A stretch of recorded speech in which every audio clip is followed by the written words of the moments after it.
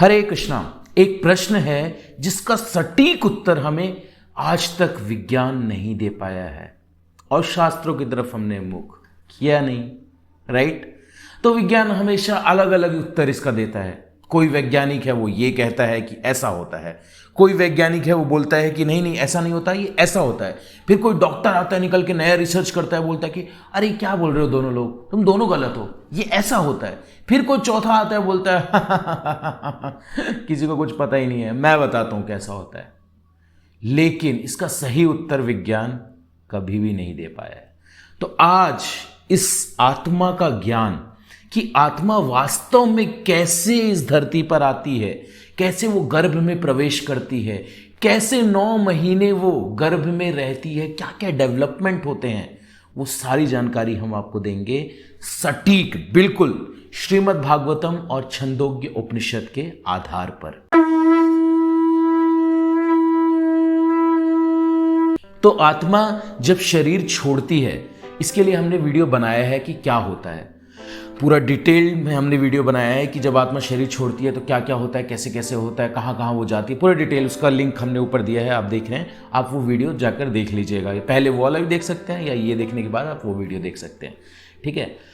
तो जब आत्मा, ये जो आप वीडियो देख लेंगे इसके बाद, जब आत्मा, जब सारी सजाएं या जो सारे सुख है भोग के, जब वापस उसका समय आता है इस धरती पर आने का, तो क्या होता है, उस आत्मा को इंजेक्ट किया जाता है बादलों में।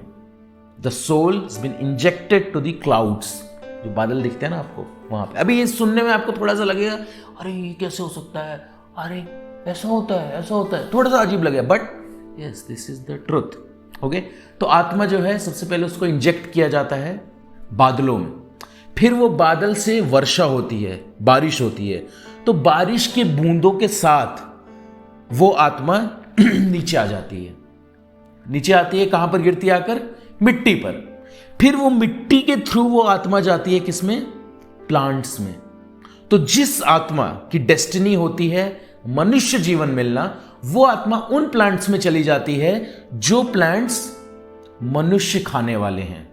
तो ये देखिए कर्म का जो लॉ है कितना सटीक है, कितना एक्यूरेट है। मतलब पहले से ही सब कुछ तय है कि ये जो प्लांट है, ये जो फल है, ये जो वृक्ष है, ये जो पत्ता है, ये व्यक्ति खाएगा। Exactly, wow. मतलब कि किसान खेती करता है, अन्न जो है उसे उगाता है, काटता है, फिर उसको बेचता है मंडी में, फिर मंडी से और छोटे छोटे विक्रेता उसे लेते हैं, फिर कोई आकर लेता है, फिर वो आकर भी पता चल रहा है अपने गेस्ट को खिला रहा है, और वो उसी व्यक्ति के पास एग्जैक्टली पहुंच जाती है जहां पर उसको जाना है आत्मा को। तो मिट्टी में गई, मिट्टी के थ्रू वो प्लांट में गई। तो प्लांट में जो अगर जानवर का किसी पशु की योनि में उसको जाना है, पशु की योनि में जन्म लेना है, तो वो उस प्लांट में चली जाएगी जिसको कोई पशु खाएगा, ठीक है। अब क्या होता है, मान लीजिए कि वो प्लांट में चला गया और उस प्लांट को सपोज मान लेते हैं कि किसी स्त्री ने खा लिया, तो क्या होगा। तो अगर स्त्री ने खा लिया तो अगेन उस आत्मा को अंदर जाकर स्त्री के शरीर से उसके मल द्वारा बाहर आना होता है। तो ये भी एक प्रक्रिया है, ये भी एक, इसको हम ये नहीं कह सकते कि अरे ये कैसे हुआ, फिर तो आप कह रहे हो परफेक्ट है लो, फिर ये तो गड़बड़ हो गया। गड़बड़ नहीं होता, सब कुछ सटीक होता है। ये सब डेस्टाइन्ड है, कैसे कैसे क्या क्या प्रोसेस चलता है सब कुछ।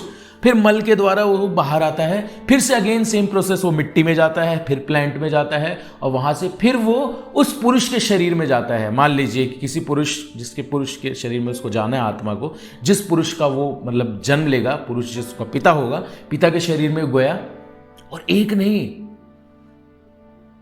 हजारों लाखों करोड़ों आत्माएं होती हैं ऐसी जो अंदर चली जाती हैं। सोचिए आप, आत्मा का तो साइज क्या होता है, जो हेयर है हमारा, बाल का टिप, उसके 10,000 टुकड़े कर लें, एक टुकड़े के बराबर, यू कांट इवन इमेजिन। अब वो गया उस पुरुष के शरीर में, अब वो पुरुष के शरीर में जाकर बैठ गया। अब जब वो पुरुष सहवास करेगा स्त्री के साथ, अपनी पत्नी के साथ, तो वीर्य के थ्रू, वीर्य के माध्यम से वो उस पत्नी के शरीर में चला जाएगा। मतलब उस स्त्री के शरीर में वो आत्मा चली गई, और वो भी सारी आत्मा, कई सारे होते हैं सेल्स, उनसे फाइट करते हुए कोई एक होता है जो वहां तक पहुंचता है। और उसके बाद फिर क्या होता है वो हम आपको पढ़ के बताते हैं श्रीमद् भागवतम में, बिल्कुल एग्जैक्टली 3rd कैंटो में लिखा है 31 चैप्टर में, एक एक चीज लिखा है कि क्या क्या होता है, फिर क्या होता है, फिर इस महीने में क्या होता है, तो वो हम आपको पढ़ के बताते हैं। तो मैं श्लोक नहीं पढ़ूंगा, मैं डायरेक्ट उसका जो ट्रांसलेशन है वो पढ़ूंगा, ठीक है। 31 चैप्टर 3rd कैंटो का श्रीमद् भागवतम का क्या लिखा है, देखिए ध्यान से सुनिएगा आप लोग। पहली रात में शुक्राणु तथा रज मिलते हैं और 5वीं रात में ये मिश्रण बुलबुले का रूप धारण कर लेता है। 10वीं रात को ये बढ़कर बेर जैसा हो जाता है, बेर जो फल होता है, और उसके बाद धीरे धीरे ये मांस के पिंड या अंडे में परिवर्तित हो जाता है। ये 2nd श्लोक है, उसमें बता रहे हैं, ठीक है। 3rd श्लोक में क्या बता रहे हैं, 1 महीने के भीतर सिर बन जाता है और 2 महीने के अंत में हाथ, पांव तथा अन्य अंग आकार पाते हैं। तीसरे मास के अंत तक नाखून, अंगुलियां, अंगूठे, रोएं, हड्डियां तथा चमड़ी प्रकट हो जाती है और इसी तरह जननेंद्रिय तथा आंखें, नथुने, कान, मुंह तथा गुदा जैसे छिद्र भी प्रकट होते हैं। ये 3rd श्लोक है। 4th श्लोक में क्या बता रहे हैं, गर्भ धारण के 4 महीने के भीतर शरीर के साथ मुख्य अवयव उत्पन्न हो जाते हैं। इनके नाम है रस, रक्त, मांस, चर्बी, हड्डी, मज्जा तथा वीर्य। 5 महीने में भूख तथा प्यास लगने लगती है और 6 मास के अंत तक झिल्ली के भीतर बंद गर्भ उदर के दाहिनी भाग में चलने लगता है। ओके, नेक्स्ट श्लोक में क्या बता रहे हैं 5वें में, माता द्वारा ग्रहण किए गए भोजन तथा जल से पोषण प्राप्त करके भ्रूण बढ़ता है और मलमूत्र के घृणित स्थान में, जो सभी प्रकार से कीटाणुओं के उपजने का स्थान है, रहा आता है। तो ऐसी जगह पे रहता है, गंदी जगह पे। 6th श्लोक में क्या बोल रहे हैं, उदर के भूखे कीड़ों द्वारा शरीर भर में बारंबार काटे जाने पर शिशु को अपनी सुकुमारता के कारण अत्यधिक पीड़ा होती है। इस भयावह स्थिति के कारण वह क्षण क्षण अचेत होता रहता है, मतलब बार बार बेहोश होता है, बार बार कीड़े काटते हैं, बार बार वो बेहोश होता रहता है और फिर बार बार उठता है। नेक्स्ट श्लोक में क्या बता रहे हैं, माता के खाए कड़वे, तीखे, अत्यधिक नमकीन या खट्टे भोजन के कारण शिशु के शरीर में निरंतर पीड़ा रहती है, जो प्रायः असह्य होती है। मतलब कि जो भी माता कुछ गर्म खा रही है, सोचिए आपका अगर चमड़ी अभी काट दें, मतलब ये ऊपर का लेयर उतार दें और उसमें गरम गरम जो है पानी डालें या तीखा लाल मिर्च डालें, कैसा फील होगा, उससे भी ज्यादा सेंसिटिव होता है उस टाइम पे स्किन, ऐसा दर्द होता है। नेक्स्ट श्लोक में बता रहे हैं, झिल्ली से लिपटा और बाहर से आंतों द्वारा ढका हुआ शिशु उदर में एक ओर पड़ा रहता है। उसका सिर उसके पेट की ओर मुड़ा हुआ रहता है और उसकी कमर तथा गर्दन धनुषाकार में मुड़े रहते हैं, मतलब कि ऐसे एकदम कुबड़े की तरह पूरा बंधा हुआ रहता है, जगह ही नहीं है ना वहां पे, क्या हाथ पांव फैलाएगा बेचारा। उसके बाद बता रहे हैं, इस तरह शिशु पिजड़े के पक्षी के समान बिना हिले डुले रह रहा होता है। उस समय यदि शिशु भाग्यवान हुआ तो उसे विगत 100 जन्मों के कष्ट स्मरण हो आते हैं और वो दुख से आगे बढ़ता है। भला ऐसी दशा में मन शांति कैसे संभव है? 100 जन्म पूरे याद आ जाते हैं, क्या क्या उसने पाप कर्म किए हैं, क्या क्या कांड किए हैं, उफ, वो सब याद करके वो तड़पता है। ओके, नेक्स्ट, इस प्रकार गर्भाधान के पश्चात 7वें मास से चेतना विकसित होने पर यह शिशु उन हवाओं के द्वारा चलायमान रहता है जो भ्रूण को प्रसव के कुछ सप्ताह पूर्व से दबाती रहती है।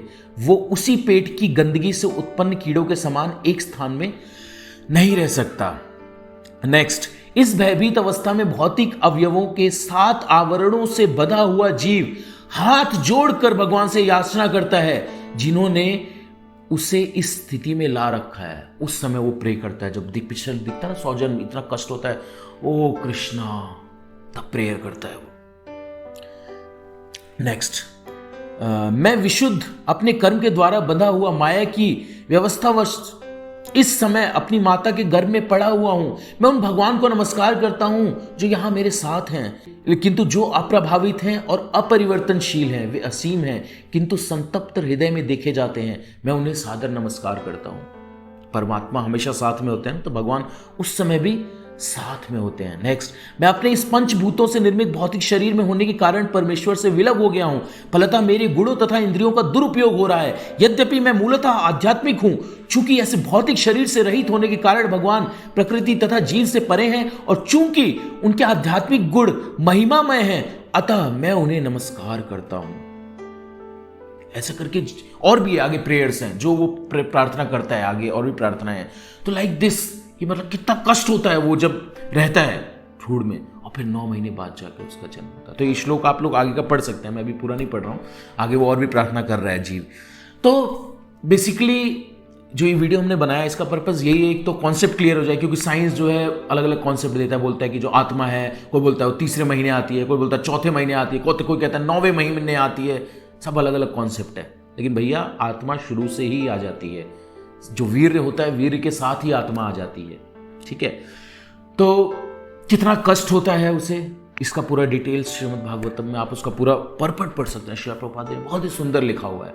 ठीक है, तो ये चीज़ आप लोग जानिए कि कितना मूल्यवान है ये मनुष्य जीवन। ऐसे नहीं मिला है हमको, 84 लाख योनियां, कितनी योनियां हम पार करके आए हैं, कितने कष्ट से हम तब जाके मनुष्य जीवन मिला है। और इस मनुष्य शरीर से ही हम भगवान के धाम अपने घर वापस जा सकते हैं। अगर अभी नहीं जागे हम, तो फिर से हमें वही कुत्ता, वही बिल्ली, वही चूहा, वही कीट, वही पतंग, सांप, बिच्छू, किस योनि में हमें नहीं जाना पड़ेगा। 84 लाख योनि तो हमको पता भी नहीं है अभी। पता है क्या आपको? नहीं पता है। कई लाख तो पानी के अंदर होते हैं, हवा में कई लाख होते हैं। ऐसे मिलाकर टोटल 84 लाख है। 4 लाख तो केवल मनुष्यों की योनियां हैं, हमें तो एक भी नहीं पता अभी। तो इन योनियों से हमें गुजरना पड़ेगा। तो भैया जाग जाओ और जाग जाओ। अगर नहीं जागे तो फिर सोते रह जाओगे, पड़े रह जाओगे। हरे कृष्ण।